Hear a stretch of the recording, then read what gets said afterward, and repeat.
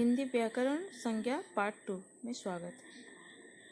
तो हम संज्ञा किसे कहते हैं, इसके प्रकार के बारे में पहले पार्ट में पढ़ा था और 4 संज्ञाओं के बारे में पढ़ा था। व्यक्तिवाचक, जातिवाचक, द्रव्यवाचक, समूहवाचक और एक है 5वां है भाववाचक संज्ञा। तो आज हम भाववाचक संज्ञा के बारे में पढ़ेंगे। धर्म, गुण, अवस्था, क्रिया, व्यापार और क्रियार्थक संज्ञा का नाम बताने वाले शब्द को हम भाववाचक संज्ञा कहते हैं। तो किसी व्यक्ति या वस्तु के धर्म, गुण, अवस्था, क्रिया, व्यापार और क्रियार्थक संज्ञा का नाम बताने वाले शब्दों को हम भाववाचक संज्ञा कहेंगे। धर्म, धर्म गर्मी, शीतलता, मधुरता। किसी भी वस्तु की गर्मी, शीतलता, मधुरता ये भाववाचक संज्ञा के अंदर आ जाएंगी। गुण, गुणों के नाम भी भाववाचक संज्ञा होते हैं। धैर्य, क्रोध, बुद्धिमानी, ईमानदारी, सच्चाई, प्रेम, दया, क्षमा, करुणा सभी गुणों के नाम भाववाचक संज्ञाएं हैं। अवस्था, अवस्था के अंदर पीड़ा, नींद, दरिद्रता, उजाला, अंधकार, बचपन, बुढ़ापा, तो ये सब अवस्था को सूचाने वाले शब्द भी भाववाचक संज्ञा के अंदर आते हैं। उसके बाद आया क्रिया, व्यापार। क्रिया जैसे कि प्रार्थना करना, भजन, दान, बहाव, दौड़, लिखावट, चाल, ये सब क्रियाओं का नाम है। ये भी भाववाचक संज्ञा के अंदर आ जाते हैं। क्रियार्थक संज्ञा, क्रिया के अर्थ में ये संज्ञा की तरह प्रयुक्त होते हैं। टहलना, टहलना बुलिवा ये गोटे क्रियार नाम। आना, आसिबा, पढ़ना, पढ़िबा, रोना, कांदिबा, देखना, देखिबा, हंसना, हसिबा, हसिबा, खेलिबा, नाचिबा, गाइबा, पढ़िबा ये सब क्रियार्थक संज्ञा। जब क्रिया संज्ञा के रूप में आती है, जेतेबेले क्रिया संज्ञा रूप में आसे तब उसे क्रियार्थक संज्ञा कहते हैं। वो क्रिया तो है पर जब संज्ञा रूप में आते हैं, संज्ञार अर्थ आम जाचे जे सबू नाम को आम संज्ञा कहवा। जेतेबेले क्रियार नाम को बुझाऊे आम से कहवा क्रियार्थक संज्ञा। तो क्रियार्थक संज्ञा आम क्या कहले जानिले। तापर भाववाचक संज्ञाएं 2 प्रकार की होती हैं। कितने प्रकार की होती हैं भाववाचक संज्ञाएं? 2 प्रकार की।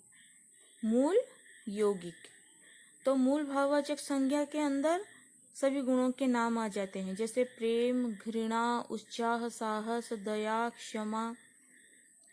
यौगिक में 5 प्रकार से बनती है। यौगिक भाववाचक संज्ञार जो द्वितीय प्रकार रहा यौगिक, तादर 5 प्रकार हो पारती भाववाचक संज्ञा। 5 प्रकार किससे हो बन सकते हैं ना? संज्ञा से बन सकते हैं भाववाचक संज्ञा। उदाहरण, संज्ञा, संज्ञा मतलब नाम वाला शब्द लड़का। जातिवाचक संज्ञा है लड़का, आम पढ़ी पूर्वर। तो लड़कार भाववाचक संज्ञा रूपटी कौन हम ना? लड़कपन। संज्ञा होची लड़का, लड़कार गुण होची कौन ना? ता पाखरे को गुण अच्छी? लड़कपन। तो लड़कपन होची भाववाचक संज्ञा। साधु एक संज्ञा है, जातिवाचक संज्ञा, साधु जाति। तो साधु जातिवाचक संज्ञा भाववाचक संज्ञा सृष्टि कौन है ना? साधु के पास क्या है? कौन सा गुण है? साधुता का गुण। तो साधुता भाववाचक संज्ञा। मुनि, मुनि भी जातिवाचक संज्ञा है। उससे बना भाववाचक संज्ञा क्या है ना? मौन। मुनिरु भाववाचक संज्ञा से कौन है? मौन। मनुष्य, मनुष्य जाति है, जातिवाचक संज्ञा। मनुष्य से बना भाववाचक संज्ञा क्या है ना? मनुष्य के पास कौन सा गुण है?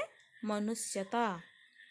शिशु, शिशु का गुण है शिशु के पास अवस्था क्या है ना, शैशव अवस्था। शिशु से शैशव अवस्था, तो शैशव है भाववाचक संज्ञा। उसी प्रकार विशेषण से भी बन सकते हैं भाववाचक संज्ञा।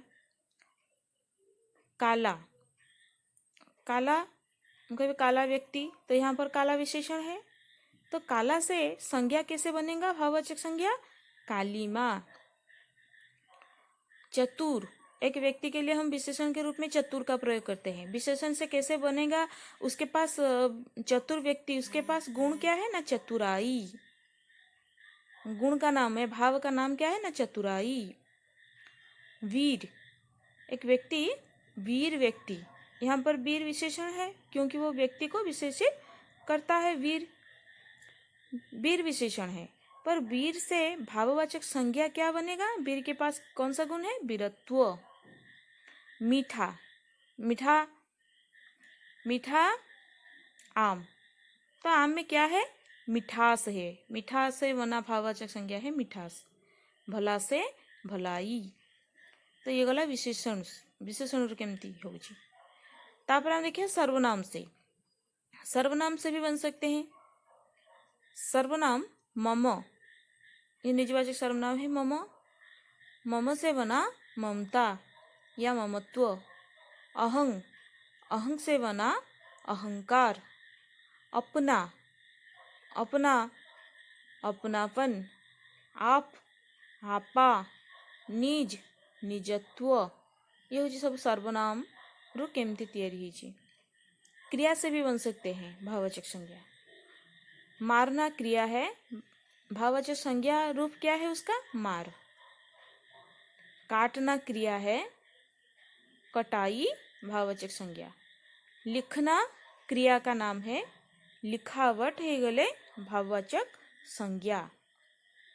अव्यय से भी बन सकते हैं। दूर र दूरी, निकट र निकटता, तो ये 5 प्रकार से बन सकती है भाववाचक संज्ञा। किससे किससे ना, संज्ञा से, विशेषण से, सर्वनाम से, क्रिया से, अव्यय से। ठीक है, तो आज हमारा संज्ञा चैप्टर जो है कंप्लीट हुआ। हमने 5 प्रकार के संज्ञाओं को जाना, व्यक्तिवाचक, जातिवाचक, द्रव्यवाचक, समूहवाचक और भाववाचक। तो भाववाचक संज्ञाएं अनेक प्रकार से बन सकती हैं। तो भाववाचक संज्ञाएं कैसे बनती है हम अभी स्तंभ मिलान करेंगे, थोड़ा सा डिस्कशन कर लेंगे और अच्छे से जानने के लिए। यहाँ पर देखो शब्द है, दूसरी तरफ भाववाचक संज्ञाएं हैं। पहला शब्द है उड़ना, उड़ना क्रिया है, तो भाववाचक संज्ञा रूप क्या है, इसमें से अगर हम ढूंढेंगे तो उड़ान। मूर्ख एक विशेषण है, किसी व्यक्ति के लिए हम मूर्ख व्यक्ति का प्रयोग करते हैं, तो उसके मूर्ख के पास गुण का नाम क्या है, मूर्ख के पास कौन सा गुण है ना, मूर्खता। पागल गुण क्या है, पागलपन। कड़वा, कड़वाहट। मिलना, मिलावट। बुरा, बुरा व्यक्ति, बुरा विशेषण है यहाँ पर, तो उससे बना संज्ञा क्या होगा ना, बुराई। बुरा व्यक्ति के पास गुण का नाम क्या है, भाव का नाम क्या है ना, बुराई, भाववाचक संज्ञा है बुराई। धमकाना, धमकी। पीटना, पिटाई। बूढ़ा, बुढ़ापा। बुढ़ा अवस्था, बुढ़ापा अवस्था का नाम, बुढ़ा है विशेषण, बुढ़ा व्यक्ति, उसके पास भाव क्या है, भाववाचक संज्ञा, अवस्थावाचक संज्ञा बुढ़ापा। बच्चा, बचपन। पुरुष, पौरुष, पुरुष र भाव व गुण कौन ना, पौरुष। कवि, कवित्व। सजाना, सजावट। वीर, वीरता। हारना, हार।